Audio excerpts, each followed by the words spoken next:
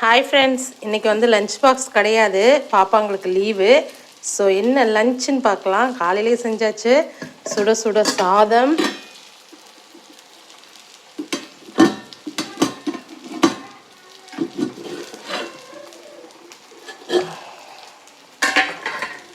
நல்லா தகன்னு காரப்பொடி, மீன் குழம்பு. இதில் வந்து மிளகு, சீரகம், பூண்டெல்லாம் இடித்து போட்டு வச்சுருக்கேன். இதோட ரெசிபி கேட்டிருந்தீங்க சிஸ்டர், நான் உங்களுக்காக எடுத்திருக்கேன், கூடிய சீக்கிரம் ஷேர் பண்ணுறேன். அதுக்கப்புறம் மீன், பசங்க வந்து வஞ்சர மீன் வேணும்னு கேட்டிருந்தாங்களா, அவங்களுக்கு பிடிக்கும். பட் நம்ம பட்ஜெட்டுக்கு வந்து அடிக்கடி செய்ய முடியாது. சரி, நேற்று கேட்டிருந்தாங்கன்ட்டு வாங்கிட்டு வந்திருந்தோம். அதுதான் வறுத்து வச்சுருக்கோம். அப்புறம் ரசம் கொதிக்கலை, இன்னும் கொதிக்கிட்டோம்.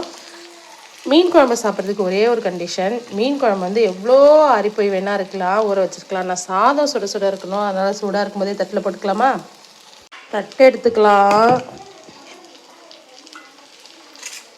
தேவையான அளவுக்கு சாதத்தை போட்டுக்கலாம். நீங்கள் குளிக்கக்கூடாது அப்படின்னு அவசியம் இல்லை. நம்ம மனசாட்சிக்கு உட்பட்டு நம்ம பல்லு விளக்கிக்கினா சரிதான். நான் பல்லு விளக்கிட்டேன் ஃப்ரெண்ட்ஸ். இன்றைக்கி வேலை எனக்கு ஆஃபீஸ் உண்டு. ஆக்சுவலாக வேலைக்கு கிளம்புற டைமில் வந்து பசங்க தனியாக இருக்கணும், போகாதீங்கம்மான்னு சொன்னாங்களா.